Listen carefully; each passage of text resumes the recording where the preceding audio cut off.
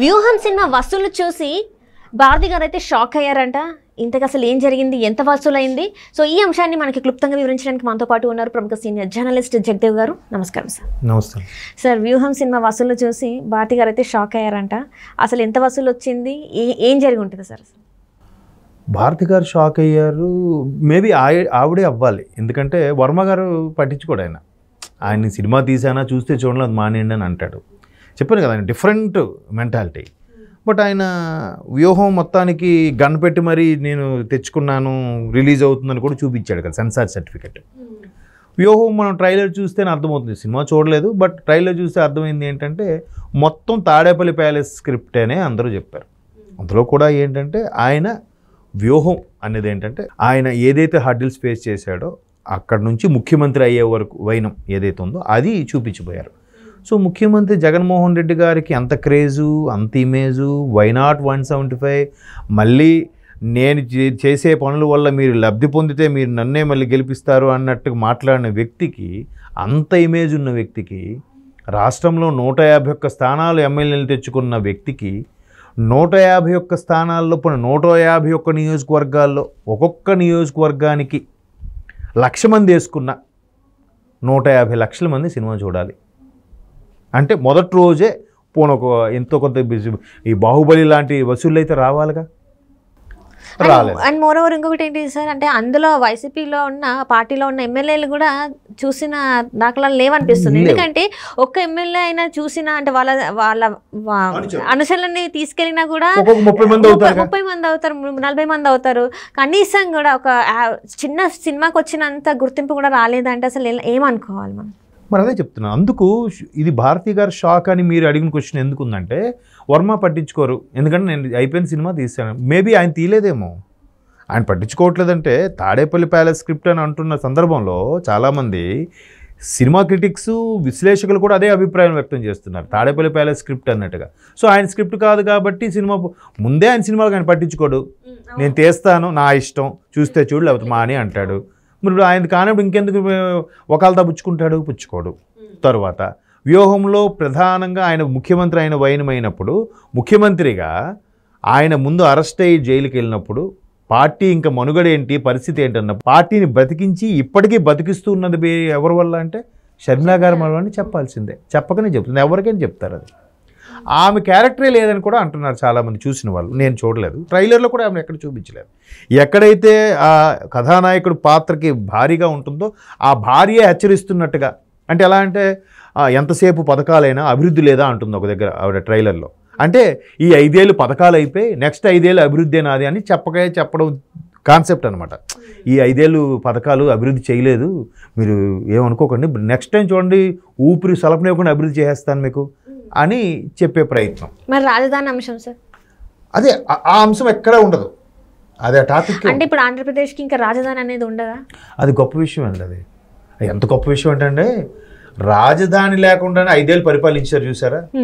అంటే 3 రాజధానులు అన్న వ్యక్తి ఒక్క రాజధాని కూడా ఒక అడుగు ముందుకు వేయలేకపోయారు ఈ 5 సంవత్సరాలు. మాట్లాడుకుంటే మళ్ళీ శివరాత్రి జాగారం అంటారే, ఆ శివరాత్రి వరకు కూడా మాట్లాడచ్చు. ఎందుకంటే అసలు రాజధాని కాన్సెప్ట్ లేదమ్మా. కేవలం నేను అనుకున్నది ఏంటంటే ప్రజల్ని డైవర్ట్ చేయడానికి, మభ్య పెట్టడానికి తీసుకొచ్చిన ఒక అంశం మాత్రమే. దానికి చాలా ఎగ్జాంపుల్స్ చెప్పాను నేను ఇంతకుముందు కూడా. ఇప్పుడు ఆయనకి అక్కడ ఇష్టం లేదు, అమరావతి రీజన్లో తాడేపల్లి ఇల్లు ఎందుకు కట్టుకుని ఉండాలి? మరి వైజాగ్లో అక్కడ ఇల్లు కట్టుకోవచ్చు కదా, లేకపోతే గెస్ట్ హౌస్లో ఉండొచ్చు కదా, లేదా అప్పటికప్పుడు తలుచుకుంటే 6 నెలల్లో ఇల్లు కట్టేలేరా వాళ్ళు తలుచుకుంటే? అక్కడే కట్టుకుని ఉండొచ్చు కదా, ఎందుకు వెళ్ళలేదు? పోనీ ఇప్పుడు సమావేశాలు, అసెంబ్లీ సమావేశాలు అవి కూడా వైజాగ్లో ఆంధ్ర యూనివర్సిటీలో ఎక్కడో పెట్టచ్చు కదా. ఇంతకుముందు చంద్రబాబు గారు ఎక్కడ అసెంబ్లీ లేనప్పుడు అక్కడ పెట్టారు కదా, మరి అక్కడ ఎందుకు పెట్టరు? అంటే నిజంగా ఇక్కడ ఇష్టం లేనప్పుడు ఇక్కడ పెట్టకు, ఇక్కడ ఉండొద్దు. అసలు ఈ అమరావతి ఛాయిల్లో అమరావతి గాలి కూడా నేను పేల్చను అనుకుని ఉండొద్దు. మరి అక్కడే ఉండడం ఏంటి? ఆ 4 గోడల మధ్యలోనే తాడేపల్లి ప్యాలెస్లో బయటకు వస్తారు, సమీక్ష నిర్వహిస్తారు, మళ్ళీ లోపలికి వెళ్ళిపోతారు. అక్కడే ఉంటాడు ఆయన, ఎందుకు? సో అది వేరే సబ్జెక్ట్. అయితే ఓవరాల్గా ఏంటంటే ఇంత జగన్మోహన్ రెడ్డి గారికి ఎంత నేము, ఫేము, క్రేజు ఉన్నప్పుడు 8 లక్షలే వచ్చిందంట ఓవరాల్గా ఆంధ్ర అంతా కలిపి. ఆంధ్ర అంతా కలిపి 8 లక్షలు మాత్రమే వచ్చింది. అంటే 50 లైక్ నాకు తెలిసినంత వరకు చాలా డబ్బులే ఖర్చు చేశారు దీని మీద. కానీ అంత ఖర్చు చేసి వరస్ట్గా అయినా కనీసం 4-5 కోట్లు సినిమా లేదండి. అంటే నాకు తెలిసిన దాని ప్రకారం 50 కోట్ల వరకు కూడా ఖర్చు చేశారు సినిమాకి. తెలీదు దాంట్లో బాంబులు ఇవన్నీ భారీగా గ్రాఫిక్స్ ఉంటే ఏమో చెప్పలేను. కానీ పోనీ అంటే తక్కువ భారీ కాస్టింగ్ ఏం లేదు కదా, చిన్న చిన్న ఆర్టిస్టులే. ఆయన ఒక్కడు ఆ రంగం సినిమాలో చేసిన విలన్ ఎవరైతే ఉన్నారో ఆయన ఇప్పుడు ఇందులో చేశారు హీరోగా. సో వాళ్ళకి ఇచ్చిన రెమ్యునేషన్ అని ఉంటుంది తప్ప మ్యాక్సిమం 10 కోట్లు ఇంకేముంటుందా. పోనీ 50 కోట్లే అనుకోండి, అంత హైప్ కోసం 50 కోట్లు ₹1 రావద్దండి ఫస్ట్ రోజు. కనీసం 50 లక్షలని రావద్దా? 10 లక్షల లోపే ఉంది. 8 లక్షలు, అది కూడా ఇంత రాయలసీమ జగన్మోహన్ రెడ్డి గారికి ఎంత ఇమేజ్ అని దగ్గర కూడా ఏమీ లేదు. దీని మీద నాకు అది తెలియదు. కానీ నేను ఇక్కడికి వచ్చే ముందే RRR గారి ఒక వీడియో చూశాను ఫేస్బుక్లో. చాలా వ్యంగ్యంగా చాలా వెటకారంగా మాట్లాడాడు ఆయన. RGV గారు ఇది కదా మరి సినిమా ఇప్పుడంటే నాకు బాధగా ఉందండి, ఎందుకంటే మొన్నటి వరకు ఆ పార్టీలో ఉన్నాను, మొన్నే బయటకు వచ్చాను, కొంచెం సంతోషం ఉంది. బట్ మొన్నటి వరకు ఆ పార్టీలో కూడా కొంచెం బాధగా ఉంది సినిమా పోయిందని అని ఆయన చాలా వ్యంగ్యంగా వెటకారంగా మాట్లాడాడు. అసలు చాలా నేను చూశాను, అబ్బా ఈయన రాజుగారులో ఈ టాలెంట్ కూడా ఉందా అనిపించింది నాకు. అంటే ఆయన వీడియోస్ ఈ షార్ట్స్లోని క్లిప్పింగ్స్లో చూస్తుంటారు, కానీ ఆయన మాట్లాడేటప్పుడు ఇప్పుడు ఇట్లా ఉంది ఇలా ఉంది విడమర్చి చెప్పినట్టుగా ఉంది. కానీ ఈ వీడియో మాత్రం చాలా వ్యంగ్యంగా అనిపించింది నాకు. నిజంగా తీసిన వాళ్ళు, ఆ ప్రొడ్యూస్ చేసిన వాళ్ళు, డైరెక్ట్ చేసిన వాళ్ళు చూస్తే ఏం చేయాలరా అనే కోపం వచ్చేస్తుంది RRR గారి వ్యంగ్యంగా చూస్తే. అంటే అలా చెప్పాడు ఆయన లెక్కలతో సహా చెప్పాడు. ఇక్కడ ఎంత ఇన్ని లక్షలు, ఇక్కడ ఎంత ఇన్ని లక్షలు, ఇంత రాయలసీమ అన్నారు, ఇక్కడ 2 లక్షలు చేంజ్ వచ్చింది. ఎంత మొత్తం ఏపీ అదే కోస్తాంధ్ర రాయలసీమ కలిపితే 8 లక్షలు, దగ్గర 8 లక్షలు కూడా దాటలేదు.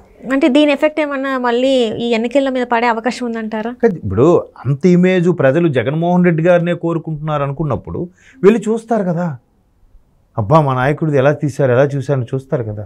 చాలా వరకు నిజ స్టోరీలు రిలీజ్గా తీసినప్పుడు చాలా, ఇప్పుడు మన కాశ్మీర్ ఫైల్స్ ఉంది, ఎంత హిట్ అయిందండి సినిమా. అది మౌత్ పబ్లిసిటీతోనే అయింది. ఎలా ప్రజలకు నచ్చబట్టే కదా, వాస్తవం అనుకునే కదా. ఇప్పుడు రజాకార్స్ వస్తుంది, అది చూడండి ఎలా ఆడుతారు. ఇంకా కొంతమంది బాధకు వెళ్ళకపోవచ్చు, చాలామంది ఏం జరిగింది తెలుసుకోవడానికి వెళ్తారు. ఇప్పుడు దీన్ని ఏమంటారు తెలుసా, ఇది అందరికీ తెలిసిన స్టోరీయే, అందుకే ఎవరు చూడడానికి రావట్లేదని చెప్తారేమో. అలా అనుకున్నా తెలిసిన స్టోరీ అమ్మ మా హీరో కోసం ఇప్పుడు కథానాయకుడు సినిమా వచ్చింది NTR గారిది, చూసారా? మహానాయకుడు ఇంక బాగా ఆడలేదు కానీ కథానాయకుడు బాగా ఆడింది. ఆయన NTR కెరియర్ స్టాఫ్. నేనైతే మిస్ అయ్యని చెప్పి మళ్ళీ తర్వాత డౌన్లోడ్ చేసుకుని పెన్డ్రైవ్లో తీసుకొచ్చి మరీ చూసా ఏం జరిగింది ఏంటి, ఓహో NTR గారి లైఫ్ స్టోరీ ఎలాగ ఉందని చాలామంది చూశారు. అది కదా, అది శాటిలైట్ చాలా రేటు అమ్ముడిపోయింది అది కథానాయకుడు సినిమా. అంటే ఈ మనిషి మీద ఉండి ఇమేజ్ బట్టే సినిమా ఆడుతుంది. ఇప్పుడు గాంధీ సినిమా ఎలా ఉంది, ఆడకపోవచ్చు, కానీ పాన్ ఇండియా లెవెల్లో గాంధీ సినిమా ఇప్పుడు రీసెంట్గా మా పిల్లలకి స్కూల్లో కూడా ఒక థియేటర్లో స్పెషల్గా వేయించి తీసుకెళ్లారు బస్సుల్లో. గాంధీ సినిమా ఇయర్లీ వన్స్ అయినా ఒక్కొక్క స్కూల్ తీసుకెళ్ళి చూపిస్తారంట. ఎందుకట్లా? అది కదా ఇమేజ్, ఆ ఇంపాక్ట్ ఉంటుంది కదా పిల్లల మీద, ఇన్స్పిరేషన్గా ఇన్స్పైర్డ్ పీపుల్ దే ఆర్.